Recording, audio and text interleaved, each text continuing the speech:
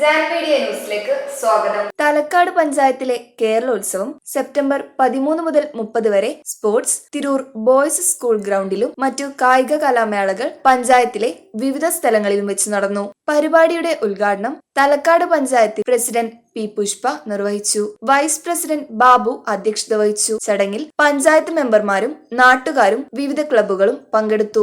തലക്കാട് പഞ്ചായത്തിന്റെ കേരളോത്സവം നടന്നുകൊണ്ടിരിക്കുകയാണ്. 3 ദിവസമായി തുടങ്ങിയിട്ട് 30-ാം തീയതി വരെയുണ്ട്.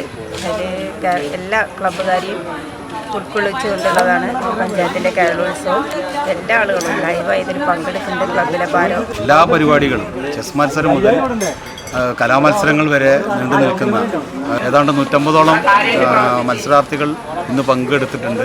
എല്ലാ വിഭാഗത്തിൽപ്പെട്ട ക്ലബ്ബുകൾ പങ്കെടുത്തിട്ടുണ്ട്. അതുപോലെ തന്നെ 23-24 ഡേറ്റിലാണ് ഫുട്ബോൾ മത്സരം വരുന്നത്. വോളിബോൾ മത്സരം അവസാനിച്ചു കഴിഞ്ഞു. അങ്ങനെ എല്ലാ ഈ കേരളോത്സവമായിട്ട് ബന്ധപ്പെട്ടുള്ള എല്ലാ ഗെയിംസും